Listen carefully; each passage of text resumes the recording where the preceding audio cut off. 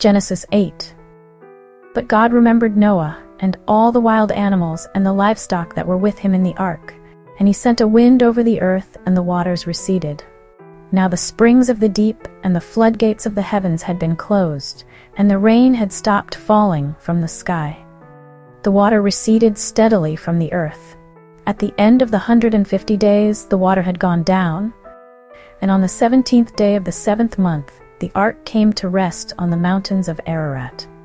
The waters continued to recede until the 10th month, and on the 1st day of the 10th month, the tops of the mountains became visible.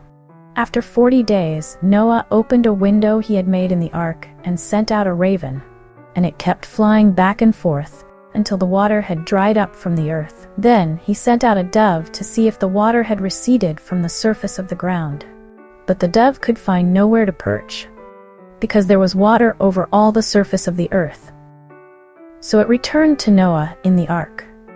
He reached out his hand and took the dove and brought it back to himself in the ark. He waited 7 more days and again sent out the dove from the ark. When the dove returned to him in the evening, there in its beak was a freshly plucked olive leaf. Then Noah knew that the water had receded from the earth. He waited 7 more days and sent the dove out again, but this time it did not return to him. By the 1st day of the 1st month of Noah's 601st year, the water had dried up from the earth. Noah then removed the covering from the ark and saw that the surface of the ground was dry. By the 27th day of the 2nd month, the earth was completely dry. Then God said to Noah, "Come out of the ark, you and your wife and your sons and their wives. Bring out every kind of living creature that is with you, the birds, the animals, and all the creatures that move along the ground, so they can multiply on the earth and be fruitful and increase in number on it."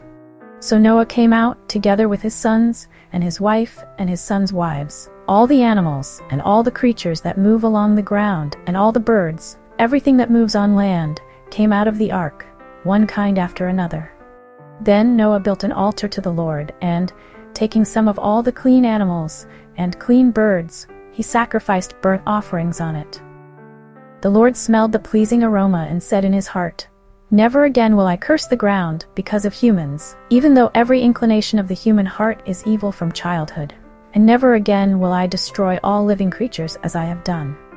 As long as the earth endures, seed time and harvest, cold and heat, summer and winter, day and night will never cease."